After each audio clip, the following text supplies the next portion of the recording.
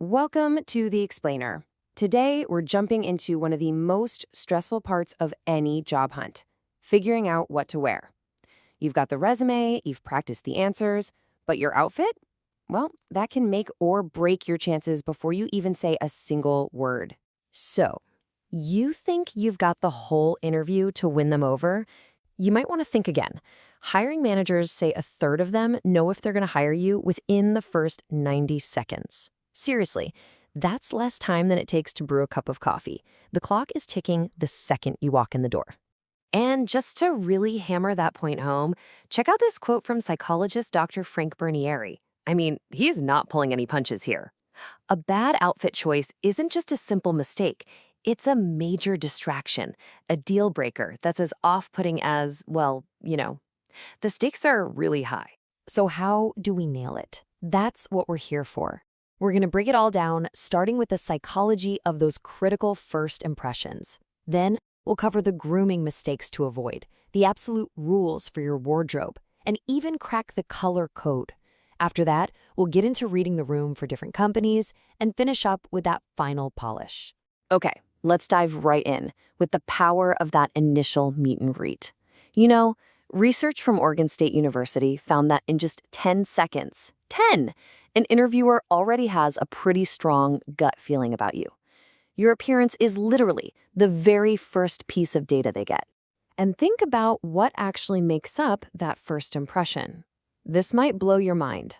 A whopping 55% of it comes down to how you look and act. Your clothes, your posture, all of it.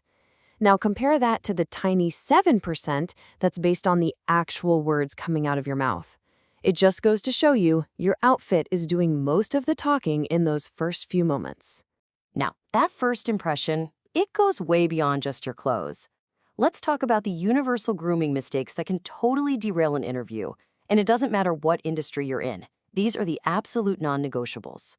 Yeah, these are the three biggies that interviewers notice right away. First, scent overload. Seriously, don't be that person who leaves a cloud of perfume behind. It can be super distracting. Second is unkempt hair, and this goes for men and women. If it's distracting, it's a problem. And finally, visible sweat. A clammy handshake is, let's be honest, just not a great way to start things off. All right, now for the main event, your clothes. These are the fundamental, foundational rules for putting together a polished outfit that's going to work for pretty much any professional interview you walk into. The number one most important rule is fit. Your clothes need to fit you. Not too tight, not too baggy. A sloppy fit just screams that you're playing dress up, or even worse, that you don't care about the details. But a polished, tailored fit, that communicates professionalism before you've even had a chance to say hello. And when it comes to accessories, you gotta remember this simple mantra. Less is always more. Your goal is to add a little touch of polish, not to create a distraction. A classic watch, a simple necklace, that works. A whole stack of noisy, jangling bracelets, all that does is pull the interviewer's focus away from you and your brilliant answers. And here you go, a super quick checklist of the absolute don'ts. Look, no matter how casual you think the company is, never, ever wear jeans, t-shirts, or flip-flops to an interview. Avoid anything too revealing, cover up any visible tattoos, and make sure your clothes are clean and ironed. And finally, leave the hats and huge brand logos at home. The only brand you're selling today is you. Okay, let's get into something you might not have even thought about, the psychology of color. The shades you pick for your outfit are sending these powerful, subconscious signals to the interviewer. Choosing the right one is a real strategic advantage. So this table is basically your secret weapon. A Career Builder study found that blue is the best choice. It makes you seem trustworthy and confident. Gray is another super safe bet. It says you're logical. Black signals readership, but you have to use it carefully. It can be a little much for a junior role. And the one color you should avoid at all costs? Orange. Yeah, a quarter of employers in that study said they think it looks unprofessional.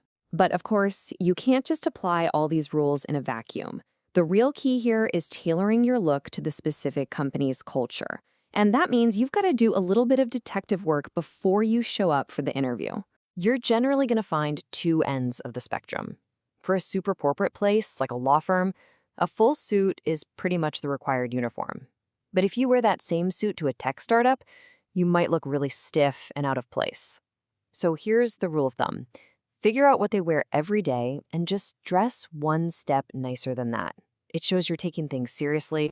So what happens if your interview is online? Well, all the rules still apply, but you've got a few extra techie things to think about. First, get fully dressed, head to toe. It gets you in the right mindset, and you never know if you might have to stand up. Try to avoid busy patterns that can look really weird and distracting on camera. And make sure your background is clean and your face is lit from the front. Always, always do a quick camera test before you log on. So, we've gone through everything from those first 10 seconds to company culture. Now let's bring it all home and talk about the final, most important takeaway from all of this. At the end of the day, this is what it all comes down to. Your interview outfit has exactly one job: to fade into the background. It should shout professional, respectful, and detail-oriented so quietly and effectively that the interviewer doesn't even have to think about it. It just removes all the distractions so your skills can be the star of the show. Because once you've completely nailed your appearance, you've taken control of that powerful first part of the story. You've created this halo effect that makes sure the only thing the interviewer is focusing on is the amazing value you can bring to their team. You've set the stage perfectly. Now, the rest is up to you.